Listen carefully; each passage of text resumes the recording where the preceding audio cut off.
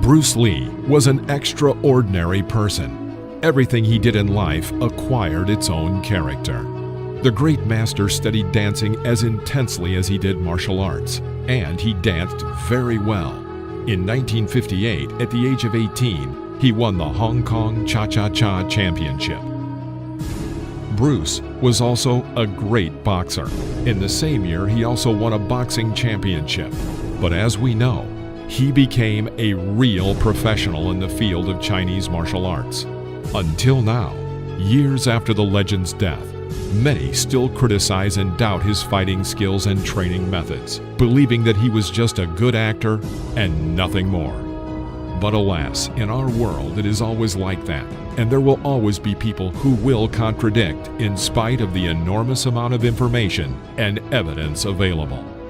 But in spite of all the above, Bruce succeeded both in staged on-screen fights and in real life. Welcome back to the world of boxing.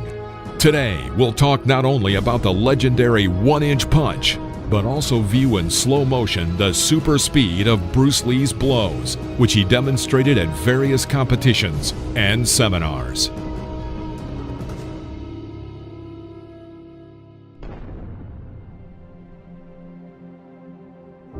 Bruce Lee could deliver a blow in 5/10 of a second from a distance of 1 meter. That is 1/20th of the time it takes for a person to blink. And in 8/10 of a second, he could strike from 1.5 meters. The standard camera, shooting at 24 frames per second, could not cope with the task of recording Bruce's blows. His strikes were not visible.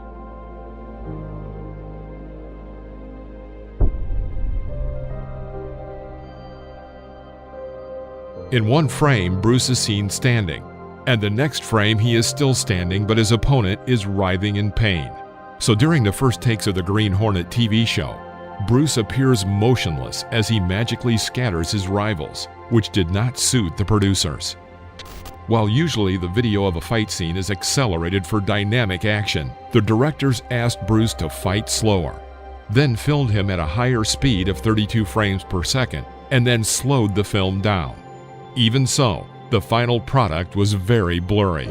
The reaction and speed of the famous martial arts master and film actor were phenomenal. For example, Lee managed to replace a 10-cent coin in a man's hand before he could squeeze his fingers.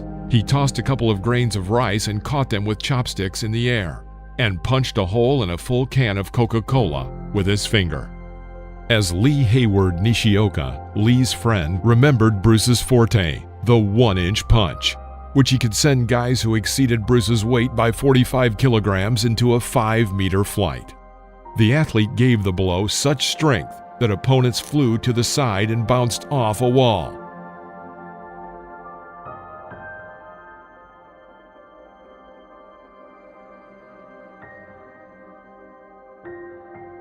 Bruce Lee holds such world records as the most consistent knockout at 18.6 seconds, the fastest knockout from a punch, 3.2 seconds, the fastest KO kick, 86 miles per hour, and the fastest knockout, 1.2 seconds. But now let's talk a little more about the legendary one-inch punch. This blow was possible thanks to the skillful use of the hips and the flow of energy into the strike. A clenched fist is held in an upright position. During the strike, the fist turns sharply to the top. This vertical strike is used only in melee, 10 centimeters or less from the target. If you try to throw this blow from a long distance, it will be weak when it comes in contact with the enemy's body.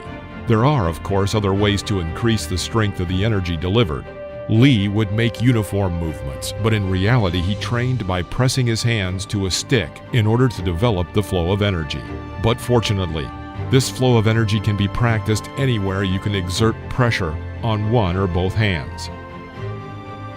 Many of those who carry out a one-inch strike are able to knock over an adversary, but they do this not because of the blow, but with the help of a push. By pushing the enemy, you can of course drop them, but you cannot damage them. This should distinguish the blow from the shot.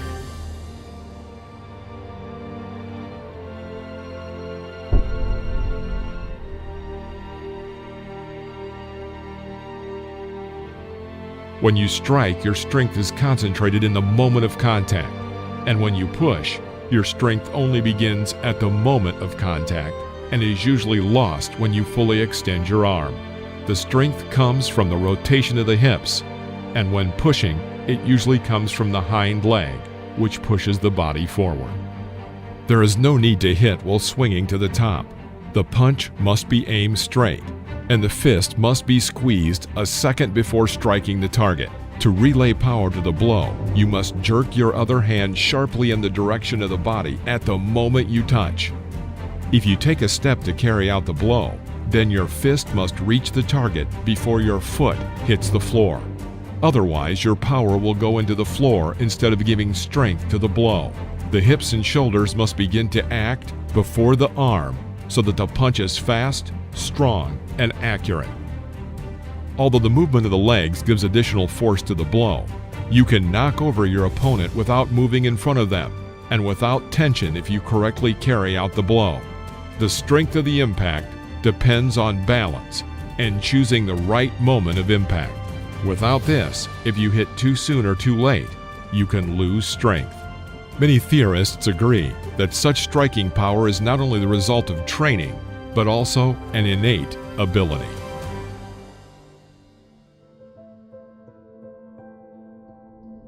And now I suggest you look at one of the scenes from the off-screen footage of the movie Enter the Dragon, where Bruce and his understudy practice the production of the fight scene.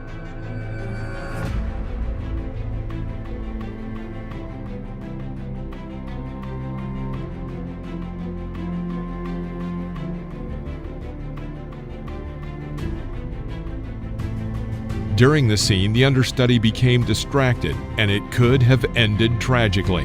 The understudy was lucky. Bruce Lee stopped his crushing blow. Let's look again in slow motion. Still too fast. Let's try again in super slow motion.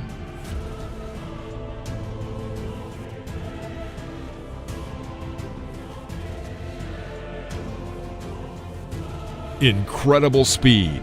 Even super slow motion is not enough.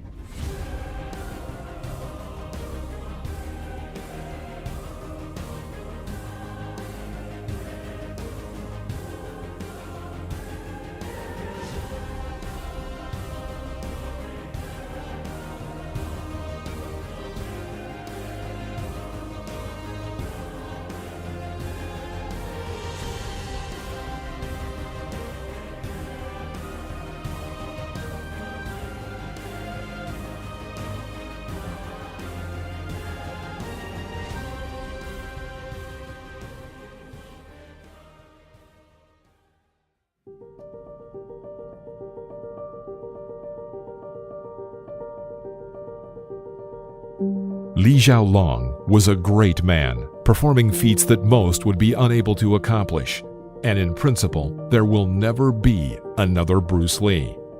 Unbelievable speed, strength, and a remarkably strong blow. So much so that his strikes were too fast for the cameras to capture, and Lee was asked to do the punches a little slower.